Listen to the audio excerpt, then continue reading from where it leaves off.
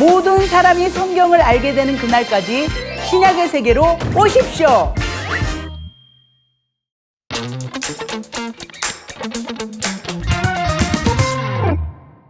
자, 오늘은 마태복음 12장부터 20장까지 볼 겁니다. 이 앞에는 이제 뭐가 나왔냐면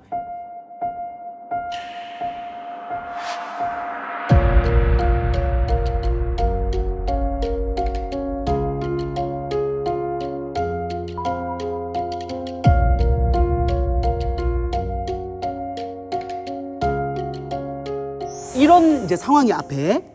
자, 그리고 나서 이사야 42장 1절에서 4절을 여기다 써놨습니다. 다 구약을 마태는 썼다고 했잖아요. 보라, 내가 택한 종 곧 내 마음에 기뻐하는 바 내가 사랑하는 자로다. 내가 내 영을 그에게 줄 테이니 그가 심판을 이방에 알게 하리라. 그가 누구예요? 지금 예수님이잖아요. 그는 다투지도 아니하며 들레지도 아니하리니 아무도 길에서 그 소리를 듣지 못하리라. 상한 갈대를 꺾지 아니하며 꺼져가는 심지를 끄지 아니하기를 심판하여 이길 때까지 하리니 또한 이방들이 그의 이름을 바라리라 함을 이루려 하심이라. 이걸 써놨어요. 이 들레지도라는 것은 뭐냐면 엄청 크게 떠드는 거야. 소리를 크게 지르는 거야. 그런 걸 안 하세요.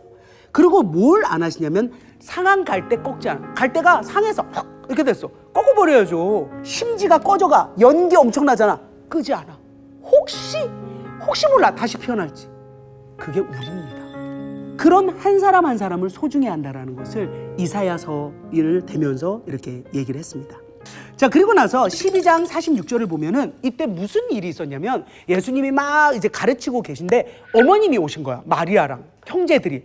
그래서 가족들이 오셨는데 예수님이 갑자기 너무 우리가 봤을 땐 냉정하게. 왜냐면 활자로 보니까 누가 내 가족이냐? 내 가족은 여기 있다. 뭐 이렇게 얘기를 하셔서 되게 당황을 했어요. 저도 나도 우리 애들한테 저렇게 해야 되나 봐 이렇게. 근데 뭐라고 이제 이야기를 하시냐면요. 예수님 가족들이 밖에 있다고 하니까 손을 내밀어 제자들을 가리켜 나의 어머니와 나의 동생들을 보라. 누구든지 하늘에 계신 내 아버지의 뜻대로 하는 자가 내 형제요 자매요 어머니니라. 이건 뭐냐면 가족을 무시한 게 아니에요. 인류 구원의 사명을 띤 메시아 예수님이 하늘에 계신 성부 하나님의 뜻대로 살아가는 사람, 말씀 듣고 받아들여 그 말씀대로 살아가는 자, 그들이 우리의 가족이고 어머니고 누나고 형제입니다. 아멘. 아멘. 그럼 우리는 다 가족이에요. 아멘. 가족들 안녕. 가족들 안녕. 남동생이네. 자, 13장으로 갑니다. 13장에는 뭐가 나오냐면 여러분들 그 씨 뿌리는 그 농부 비유 아시죠? 그거는 이제 누가복음에 다 해놨습니다. 누가복음을 보시기 바랍니다. 여기다 이런 거 많이 하더만 유튜브 보니까. 그래서 그 농부의 비유가 있는데요. 이제 제자들이 물어요. 왜 자꾸 예수님은 비유로 말씀하세요? 라고. 그런 이야기가 꽤 나옵니다. 그때 예수님이 이렇게 얘기하세요. 천국의 비밀이 제자들에게는 허락이 되었어요. 근데 그들에게는 안 되어 있는 거예요. 그래서 참 너희는 복이 있다. 그리고 뭐라고 썼냐면 이게 중요해요. 구약 선지자들도 의인도 그거를 듣고자 해도 못했다. 이 얘기가 마태에 써 있어요. 이 얘기는 뭐냐면 자, 우리가 구약의 선지자 대표적인 사람 누가 있을까요? 이사야, 예레미야, 에스겔 맞잖아. 그분들은 이 이야기를 듣고 싶어 했어. 이 예수님의 직접적인 그리고 이 가르침을 받고 싶었지만 안 계시잖아. 예수님은 언제 계셨어요? 지금으로부터 2000년 전에. 그분들은 2700년 전. 이래가지고 만날 수가 없었어. 그런데 우리는 어떻습니까? 지금 뛰어난 목사님들, 성경, 개혁한글, 개혁개정 다 예수님을 만날 수 있어요. 지금 우리가 그 시대를 삽니다. 아멘. 아멘. 할렐루야. 그 다음에 세 가지 비유를 하는데요. 이건 마태복음에만 있습니다. 천국은 마치 밭에 감추인 보화 같으니 사람이 이를 발견한 후 숨겨두고 기뻐하며 돌아가서 자기 소유를 다 팔아 그 밭을 사느니라. 이게 무슨 얘기냐면 이 이스라엘 말이죠. 여기가 가운데 껴가지고 지나다니면서 얘네를 괴롭히는 거야. 막 성전도 회파하고 막 맨날 전쟁 나면서 밟고 막 괴롭히고 하니까 돈이 있잖아. 전부 다 밭에다 감추는 거야. 왜? 다 털리니까 다 불태우고. 그래서 이렇게 밭에 묻었어. 금은을 그럼 모든 분이 돌아가셨어. 아무도 몰라. 아들도 몰라, 며느리도 몰라. 그래갖고 이제 세월이 지나서 이 밭을 이게 농사를 짓는 거. 이거 뭐야? 금이 나왔어. 이거 누구 거예요? 그래서 법을 만들었으니까 워낙 많이 땅에서 나오니까 묻고 나서 그 사람이 아무것도 발견하지 않은 척하고 가서 밭을 사는 거야. 그러면 이게 내게 돼요. 천국은 이렇다. 천국을 알게 되었을 때는 모든 걸 다 바쳐서 천국을 살아야 된다. 이 얘기예요. 자, 그 다음에 진주가 나와요. 진주가 아주 귀해. 진주가 이따만 해. 진주가. 근데 그런 진주를 발견했다. 그러면 그 진주를 사라 이거예요. 그게 천국이다. 그 다음에 그물을 또 해요. 그물로 건졌어. 이렇게 생선이 가득해. 그러면 못된 건 버리라 이거. 49절에 세상 끝도 이렇다. 천사들이 와서 의인 중에 악인을 갈라내어 풀무불에 던져 넣으리니 거기서 울며 이를 갈다. 낚시를 해서 그물에 안 좋은 고기들은 빼버리는 것처럼 그렇게 완전히 심판 때 나뉜다 이거죠. 그러면서 52절에 아주 어려우면서 무슨 말인지 모르겠는 요거를 얘기를 한번 읽어보도록 하겠습니다. 천국의 제자된 서기관마다 마치 새 것과 옛 것을 그 곳간에서 내오는 집주인과 같다? 뭔 말이에요? 너무 어려워요, 그죠? 근데 자세히 보면 서기관 이미지는 안 좋잖아, 우리가, 그죠? 바리새인, 사두개인, 막 이런 서기관. 근데 여기에 앞에가 중요해. 형용사가 천국의 제자된 서기관이야. 그러니까 제자가 돼서 진짜 천국에 간 거예요. 이 사람은 제대로 된 사람이지.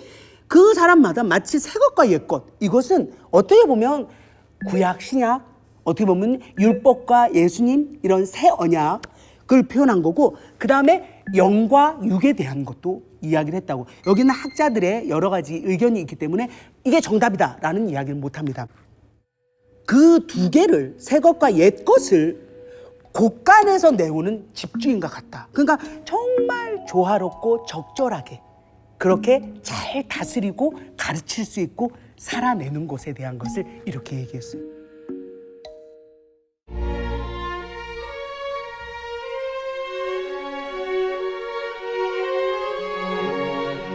그때 무슨 일이 일어나냐면 여러분들이 다 아시는, 정말 많은 사람들이 배가 고프자 오병이어의 기적을 일으키시죠.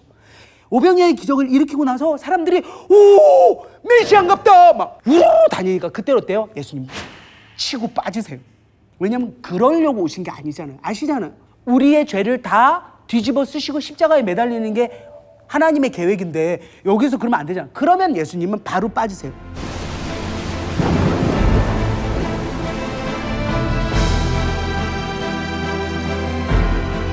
마태복음 15장을 보면요, 이제 이 유대인들이 예루살렘에서 예수한테 나와가지고 왜 떡을 먹을 때 손을 씻지 않냐. 자, 여기에서 퀴즈를 내도록 하겠습니다. 밥 먹기 전에 손을 씻어야 되는 거, 이거 되게 많이 얘기 나오거든요. 이게 모세의 율법에 기록이 되어 있기 때문에 지켜야 한다. 이거는 O. 안 지켜도 된다. X. 하나, 둘, 셋. X. 2명. 자, 정답은 2명만 맞췄습니다. 2명만 맞췄어요. 모세의 율법인 줄 아셨어요? 아닙니다. 아니, 모세가 시내산에 올라가서 하나님하고 이제 받아 적고 있는데 저 애들 손 씻으라 그러나 하나님 얘기하셨겠냐고. 그러니까 여러분들이 헷갈리면 안 되는 게 장로들의 전통이에요. 이걸 예수님이 딱 집어요.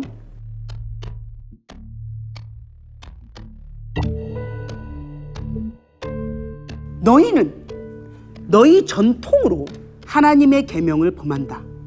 하나님이 네 부모를 공경하라 했는데 너희는 유대인 장로의 전통으로 부모 드릴 거를 하나님께 바치면 따로 안 해도 된다.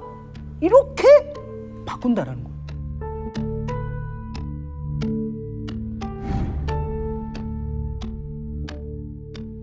그러면서 뭐라고 얘기하냐면 입으로 들어가는 게 사람을 더럽게 하는 게 아니라 나오는 게 더럽게 한다. 베드로는 뭔 말이십니까? 그랬더니 예수님이 이렇게 얘기해요. 여러분, 입으로 들어가는 건 뭡니까? 뭘 넣을 거예요? 음식이 들어가. 음식 깨끗하지? 그런데 입으로 들어가는 게 아니라 입으로 나와. 뭐가 나와요? 말. 이건 진짜 더러워. 평생 상처가 되게. 그런데 예수님이 그래 입으로 들어가는 건 배로 들어가 뒤로 버려진다 이렇게 써 있어요. 지금 성경 그대로 읽는 거예요. 입에서 나오는 것은 마음에서 나와. 자, 뭐가 나오는지 한번 예를 들어 드리겠습니다. 성경 그대로입니다. 악한 생각, 살인, 간음, 음란, 도둑질, 거짓 증언, 비방 등이다. 대박이죠. 그래서 절대 가려내셔야 돼요. 이 얘기를 예수님이 하십니다. 15장 22절 이제 예수님이 두로시돈 지도 한번 보여주시죠. 두로시돈 쪽 페니키아 쪽 소위 베니게라고 하는데요. 그쪽에 가십니다. 여기에 가면은 가나안 여자가 이제 딸이 귀신이 들린 거예요. 그래서 예수님 우리 딸이 귀신 들렸으니 살려주십시오. 살려주십시오. 예수님이 아무 말도 안 하시고 말을 안 하세요. 계속 될 때까지 얘기할 거 아니에요. 제자들이 너무 시끄러운 거예요. 저 여자가 거의 뭐 목소리가 조혜련인가 봐요. 아우 저 여자가 소리를 질러대니 그냥 어떻게 예수님 좀 돌려보내세요. 그러니까 어떻게 좀 처리 좀 해달라는 거. 너무 시끄럽다고. 그때 예수님이 너무 냉정하게 얘기를 하세요. 딱 예수님 그런 거야. 막 울고 있는 거야. 막 누가 좀 울고 있었으면 좋을까. 이모님 어떻게 좀. 자, 큐. 귀신 들려서 너무 고통스러워하고 있어요. 자녀의 떡을 취하여 개들에게 던짐이 마땅하지 않도다. 개들도 상에서 떨어져 부스러기가 없습니다. 너의 믿음이 정말 크구나. 이 딸이 나을 거야. 귀신이 물러갈 거야. 오케이? 네. 야, 그냥 진짜 진짜 이게 한 것은 그 사람을 사실은 무시한 게 아니고 우선은 유대인들을 위한 사역을 하신 거고 그 다음에 그 여인의 믿음이 어떠한지도 보시려고 한 것 같아요. 정말 유대인이 먼저잖아요. 그런데 그래도 저 개처럼 뭔가 떨어진 그 부스럭이라도 제가 그거를 정말 취할 수 있도록 제 딸을 살려주세요라는 이야기를 들었을 때 그때 예수님이 그랬잖아요. 믿음이 크다. 소원대로 되리라 라고 해서 그 딸이 귀신이 떠나고 건강해졌습니다. 박수 한번 주시죠. 와, 이렇게 열연을 해주시면서 그렇게 하고 다시 갈릴리로 돌아와서 고치시고 가르치시고 전파하실 때 칠병이어의 기적을 또 일으키십니다. 16장 가면요, 이때는 이제 어디로 갔냐면은 가이사랴 빌립보, 누가복음에 또 설명을 자세히 했거든요.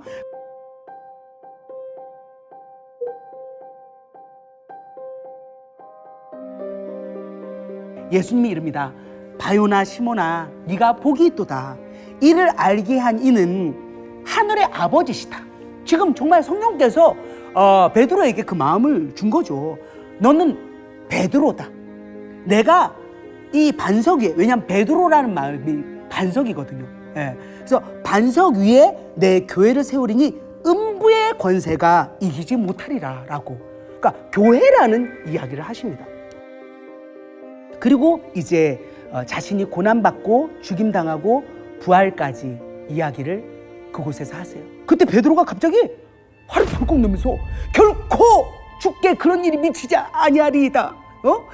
예수님 하면서 마치 자기가 막 그 일을 막을 것 마냥 눈에 불을 켜고 얘기하는 거예요. 그때 예수님이 베드로한테 사탄아 내 뒤로 물러가라.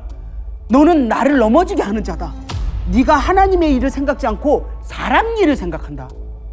왜냐하면 하나님의 섭리는 지금 계획되어져 있잖아요. 물론 베드로는 내 스승께서요? 그렇게 처참한 마지막 생애를 겪으신다고요? 안 됩니다! 라고 사람의 마음으로 이야기를 하지만 그 깊은 하나님의 섭리와 예수님께서 진짜 우리의 모든 죄를 짊어지시고 우리가 하나님의 자녀로 거듭나는 이 구원의 길을 이루어 나간다는 걸 알지 못하잖아요.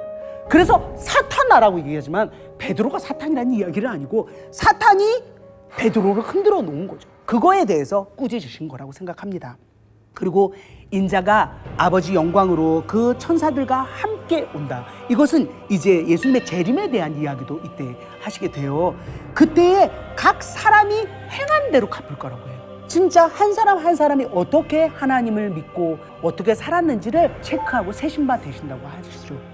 여기 있는 사람 중에 죽기 전에 인자가 그 왕권을 가지고 오는 것을 볼 자도 있느니라 라는 말이 이게 무슨 얘기일까? 여러 가지 신학자들의 의견이 있습니다. 이거는 어떻게 보면은 예수님 돌아가시고 부활하시고 그 다음에 나중에 사도행전을 가면 오순절에 완전히 성령이 전부 다 임해서 그죠? 결국 어떻게 해요? 순교하잖아. 하나님 나라는 이 땅에 이미 임했죠. already 임했지만 아직 임하지 않은, 영어로 따지면 yet, 예수님이 재림하지 않으셨고 아직도 현재 진행형인 있는 이 이야기를, 이 깊은 이야기를 여기에서 다룬 것은 아닌가라는 생각을 합니다.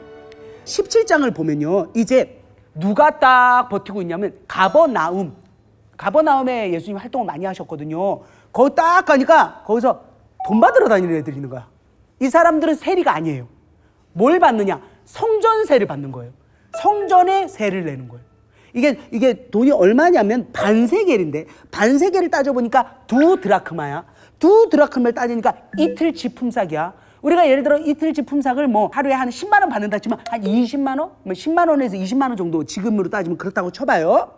그거를 1년에 한번 내야 되는 거예요. 2월에서 3월 한번 내는데 예수님이 안 냈다 이거야. 베드로한테 그 사람들은 거야. 너네 스승하고 왜 성전세를 안 내냐? 그랬더니 베드로가 당황하더니 내신다! 그래서 그렇게 써있어. 내신다! 그러고 들어가 버린 거야. 베드로도 물어보고 어떻게 얘기를 할까요? 해야 되는데 내신다! 그러고 딱 들어갔어. 예수님 목소리가 커서 들었는지 아니면은 하나님이시니까 다 아시는지 딱 그런 거예요. 베드로한테 베드로야, 너는 어떻게 생각하냐? 뭐를요? 세상 왕은 누구에게 관세 국세를 받느냐? 아들이냐 아니면 타인이냐? 누구예요? 타인.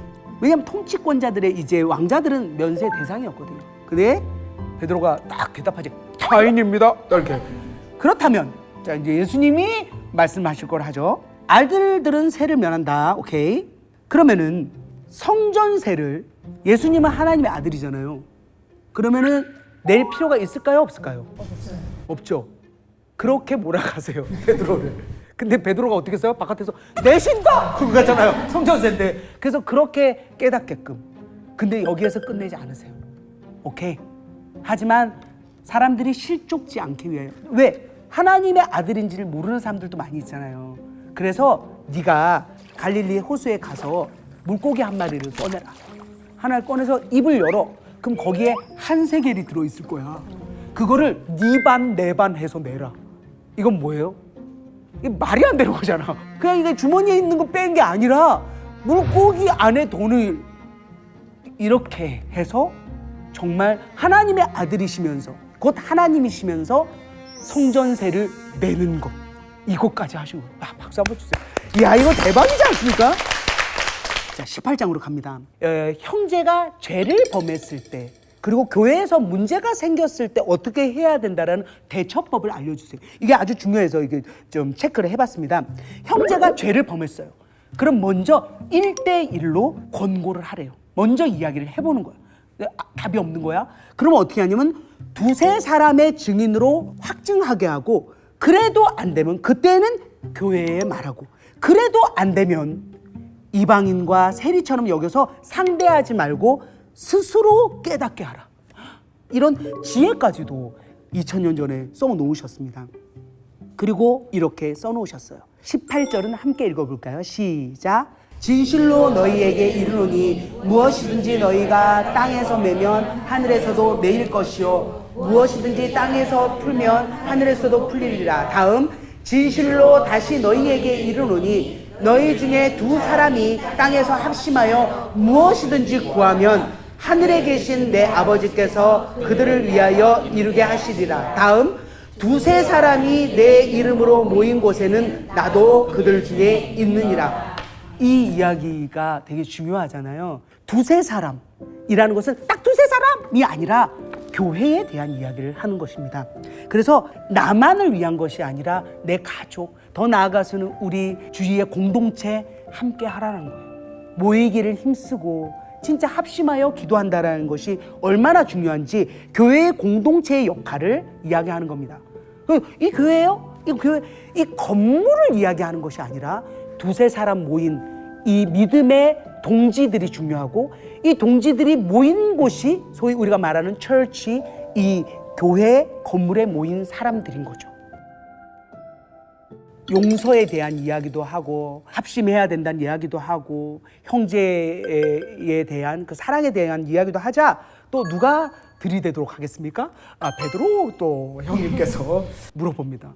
저기 예수님, 용서에 대해서 용서를 못하고 있는 사람이 있나 봐. 베드로도 살면서 또 있을 거 아니에요.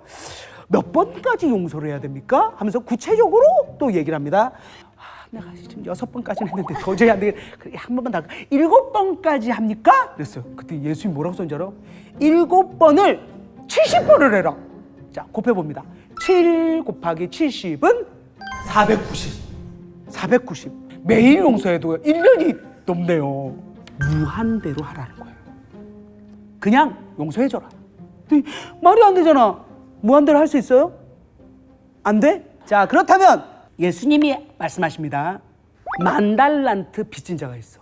10,000달란트는요, 지금으로 따지면 약 25조 원입니다. 이걸 갚을 수가 없잖아요. 제발 좀, 저 좀 봐주세요. 못 갚습니다. 했더니 이 주인께서 빌려준 사람이 알았다 하고 탕감해줬어. 탕감은 뭐냐면 까준 거야. 감사합니다. 감사합니다. 그리고 왔어. 그럼 딱 봤는데 이제 나한테 1,000,000원 꺼간 애가 있는 거야. 길거리에 만난 거야. 만나자. 이리 와봐요. 일로 와요. 당감 받았대. 일로 봐. 놀러 봐. 일로 와봐. 너 1,000,000원 왜 안 갚아? 1,000,000원 왜 안 갚아? 저기야. 내 돈 떼먹었거든요. 여기 갚아. 감옥에 들어가. 그리고 감사합니다. 막 이렇게 한 거예요. 그 소리를 탕감해준 주인이 들은 거야. 그래서 다 알리니까 이 악한 종아, 네가 빌기에 내가 네 빚을 전부 탕감해 줬는데, 내가 너를 불쌍히 여긴가 같이 너도 네 동료를 불쌍히 여김이 마땅하지 않냐? 그 빚 다 갚어. 그러면서 옥졸들은 뭐냐면 그 깜빵을 지키는 그 병사들 있잖아요. 걔한테 넘긴 거예요. 35절 함께 있습니다. 시작. 너희가 각각 마음으로부터 형제를 용서하지 아니하면 나의 하늘 아버지께서도 너희에게 이와 같이 하시리라.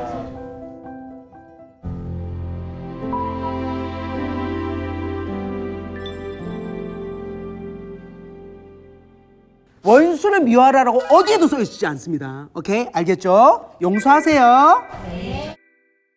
20장을 보면 이제 아주 재미있는 비유가 나옵니다. 하나님은 곧 예수님은 천국에 대한 이야기를 많이 하세요. 그것도 비유로.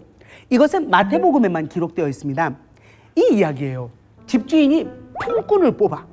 여기 보니까는 한 데나리온이에요. 한 데나리온이면은 꽤 뭐 한 몇십만 원 될 거예요. 지금으로 따지면. 품삯을 주고 포도원에서 포도 따고 뭐 여기 잡초 뽑고 이런 일을 시키겠죠. 아침 9시에 들어온 사람이 있어요. 그 사람한테 뭘 준다고요? 한 데나리온 줘요. 근데 보니까 12시에 또 사람을 불러왔어. 그다음 오후 3시에 이 사람은 점심 먹고 어슬렁어슬렁 하다가 왔나 봐요. 오후 5시에도 불렀어. 그럼 좀 이따 끝나요. 그래서 계산을 딱 하는데 뭐 아침부터 일한 사람도 볼 거 아니야. 쟤는 지금 들어오냐? 저녁 먹고 온 거야? 뭐야? 그래서 다 모였어. 쫙 줄 섰어. 몇 시에 왔어? 오후 7시. 한 데나리온. 몇 시에 왔어? 9시. 아침 9시 왔어? 한 데나리온. 언제 왔어? 9시. 9시 한 데나리온. 이렇게 준 거예요. 아니, 여러분 생각을 해봐요. 아침 9시부터 일한 사람하고 오후 5시에 일한 사람하고 가격이 똑같다니까? 그래서 안 일하다 좀 이상하죠? 그래갖고 말한 거예요. 9시 온 사람 얘기해봐요. 저기요. 왜 똑같이 줍니까? 오케이. 자, 그럼 내가 답을 할게요. 우진님은 내가 얼마를 약속을 했죠? 한 데나리온. 약속한 돈 받았잖아. 내 거 가지고 내 뜻대로 했는데 내가 선하기 때문에 악하게 보느냐? 라고 써 있습니다. 할 말 없음. 더 준다고 안 했잖아요. 그건 악한 게 아닙니다. 하나님의 뜻입니다. 이 이야기를 합니다. 그러면서 16절에 이렇게 썼어요. 이와 같이 나중된 자로서 먼저 되고 먼저 된 자로서 나중되리라를 먼저 강조하셨어요. 나중된 자가 먼저 됩니다. 끝까지 지키는 게 중요합니다. 아멘. 자, 그때 이제 20절을 또 이제 보면은 요한 야고보의 어머니가 이렇게 또 난리야. 이렇게 인사를 드려. 예수님 어떻게 오셨어요? 아우, 우리 아들들이 그냥 세상에 그렇게 그물을 다 버려두고 아버지가 불만이 장난이 아니어서 나도 얼마나 잔소리하던지 아들들은 어떻게 가르치려고 예수라고 지저스라고 그분을 쫓아다니면서 도저히 그냥 고기도 안 잡고 말이야. 이렇게 했는데 내가 다 막았잖아. 응? 다 막았어. 주의 나라에서 우리 아들들이 우편 좌편 앉을 수 있나요? 이런 식으로. 너무도 답답한 주님이겠죠. 그때 그 앞에 이제 아들들도 있었을 거 아니에요. 엄마가 있으니까. 걔네들도 아직 몰라. 하나님의 나라가 어떤 개념인지, 예수님이 어떻게 이 지상에서의 의무를 다하고 가실지 아무도 상상이 못하는 거야. 하나님과 예수님만 아는 시크릿이었죠.